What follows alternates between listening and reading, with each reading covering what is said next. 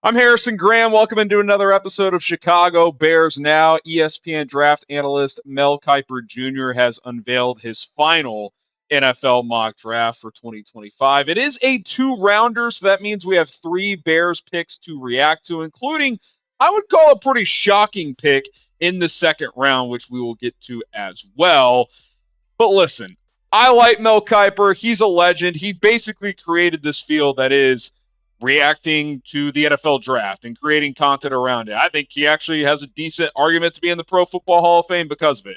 But 4 mock drafts and 2.5 weeks out, he's just done. No more mocks. We're going to have 15 or more mocks by the time the draft actually gets here. Just one of many reasons to subscribe to the channel. If you want daily and informative Chicago Bears content around the draft, obviously for the next couple weeks, and then everything else, daily basis, multiple videos per day, hit that subscribe button. Okay, round one, pick 10. Kiper has the Bears selecting Tyler Warren, the Penn State tight end, who I think is more and more on Bears fans' radars at this point. I think there is a scenario where this does end up being the pick. Ben Johnson raved about him at the owners' meetings. The way the top 10 played out in this mock draft for Kiper was Cam Ward, Travis Hunter, Abdul Carter in the top 3 picks, Tennessee, Cleveland, New York. Will Campbell to the Patriots at 4. Mason Graham goes 5. Ashton Genty does go to the Raiders at 6. Armand Membu to the Jets at 7. Jalen Walker to the Panthers at 8. And then what's become a popular mock pick recently, Shedeur Sanders to the Saints, which means Tyler Warren was the Bears pick. And I think this is absolutely correct from Kiper. I think in this scenario, Tyler Warren is the pick. I think he's the best player available. I think it still fills, even if it's not a top need, it gives you another big-time weapon. Cole Kmet's been the only really steady tight end in this tight end room for years now. They have not gotten good production from the kind of supporting tight ends over the last couple of years. We know Ben Johnson in Detroit ran a lot of 12 personnel. I think this is the correct pick from Kiper. Here's what he had to say about a potential Warren and Bears fit. Quote, landing Warren would give the second-year quarterback, Caleb Williams, another reliable target. New Bears coach Ben Johnson could line up Warren anywhere, get him the ball, and let him roll to first downs after the catch. The combination of Warren and Cole Kmet could do some damage. And listen, he's one of my favorite players in this draft because he can do so many damn things. If you want him to just be a pure tight end, he can be really good at that. Work the seam, play on the outside, give you yards after the catch. He's an average to above average blocker. I'm not going to act like he's a stud there, but he's not one of these Evan Ingram types that is coming into the NFL and just doesn't block. Like he's a serviceable blocker who can continue to improve there.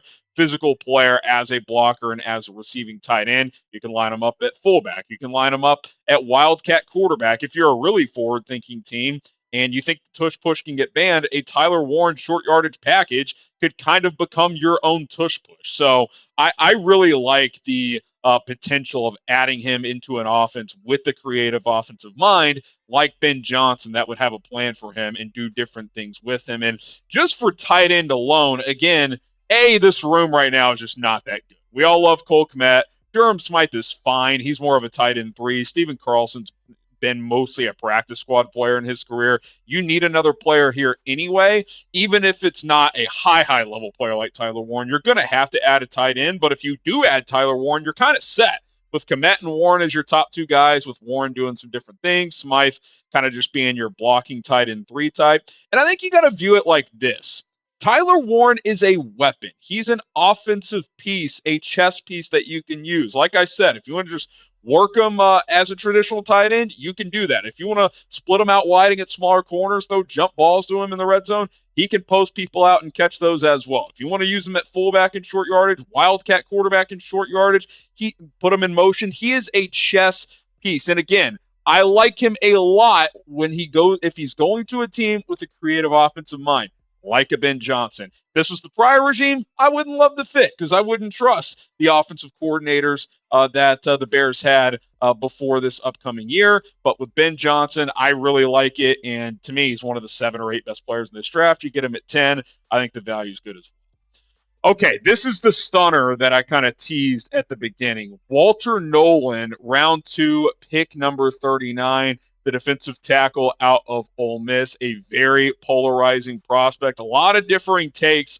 on him as a player. There's whispers out there about him with his character. We're going to dive into it all, as he's a really elite talent that is still on the board at 39 in Kiper's latest mock. But first, I do want to tell you guys about today's sponsor. That is Turtle Beach, the #1 brand in gaming headsets and accessories. Remember that feeling of booting up your favorite game for the first time, those late night sessions, the epic wins, the sound of the lobby filling up with friends? Gaming wasn't just something you did, it was a whole experience. It was a lifestyle, and the right headset made all of the difference. Turtle Beach is bringing that feeling back with the Gen 3 Stealth 700 headset. It's like stepping into the golden age of gaming all over again, only this time the audio is richer, the surround sound is more immersive, and the battery lasts an insane 80 hours. No more crackling mics, no more missed callouts, just pure uninterrupted gaming exactly the way you remember it, but better.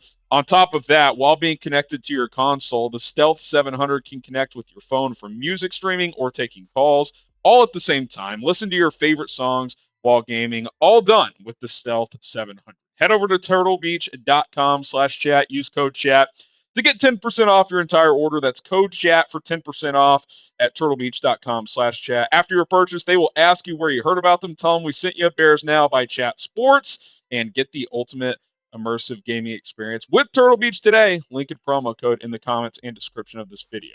Let's dive into Walter Nolen a little bit more, a player who I think has a chance to be an exceptional NFL player because he is an excellent run defender who also can really rush the passer as an interior pass rusher. And I think he's kind of just scratching the surface there. Like, I think last year he kind of broke out in that regard with 6.5 sacks and 35 pressures, but he's got the twitchiness to be one of these disruptive interior guys in the NFL for years to come. Now, we mentioned the off the field stuff that's been rumored, that's been leaked out there. Jeremy Fowler, ESPN, actually dropping this nugget today, saying that multiple scouts have maturity concerns when it comes to Walter Nolen. There are several NFL scouting reports that reflect Nolen's history of walking off the practice field mid-session due to frustration. One NFL personnel executive did say that Nolen came across as someone who wants to improve and shed bad habits. A couple of other quotes from Fowler's write-up from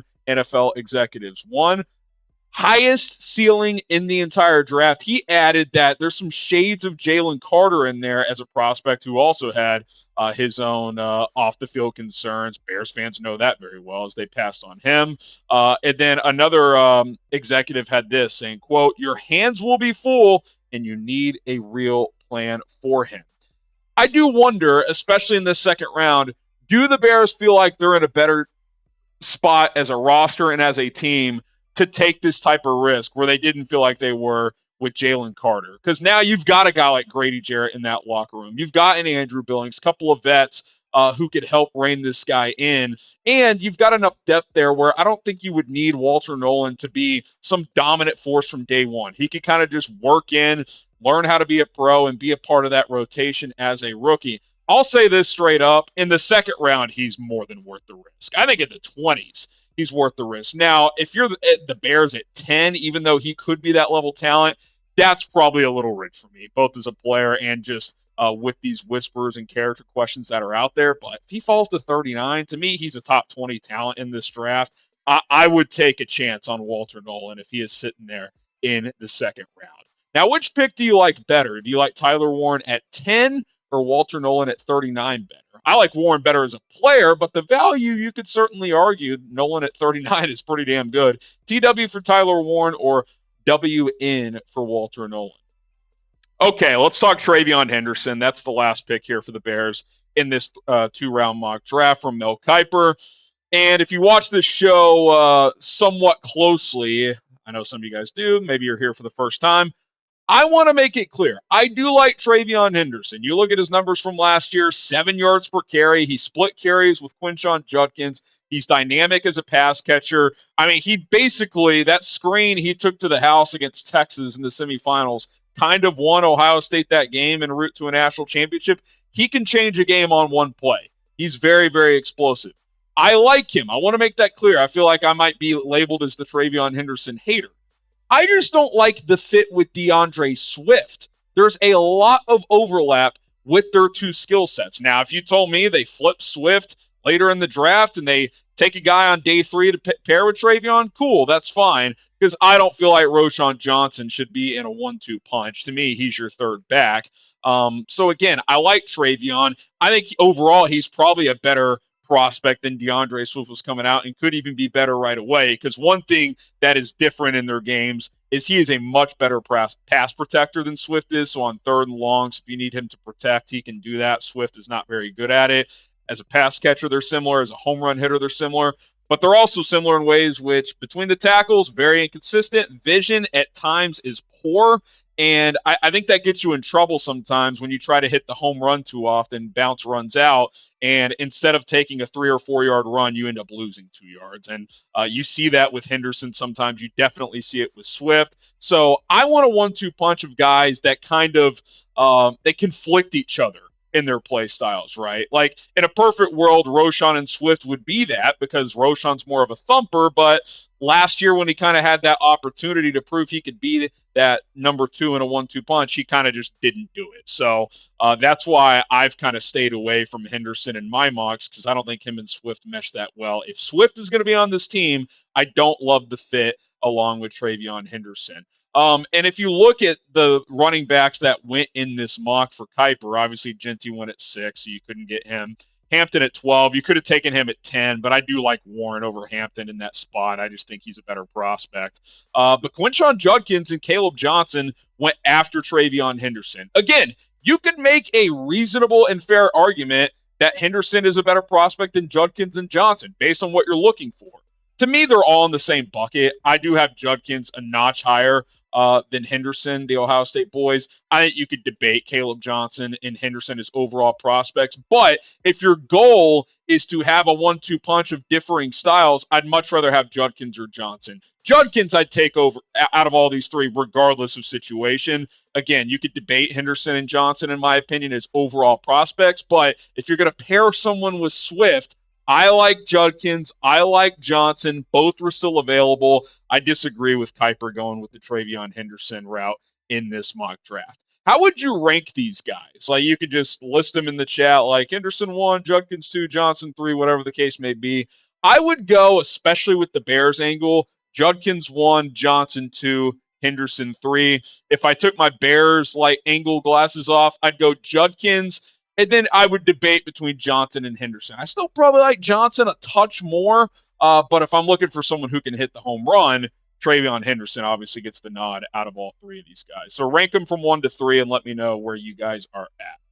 All right, there you have it. My reaction to Kiper's mock draft. He's done. I guess he's he's on vacation until draft night. Nah, he's still doing some stuff, I guess. But no more mocks from Mel Kiper. Even though there's still 2 weeks to go, we'll have more mocks here on Bears Now. I can promise you that. So hit that subscribe button, turn on notifications, and we'll see you guys soon.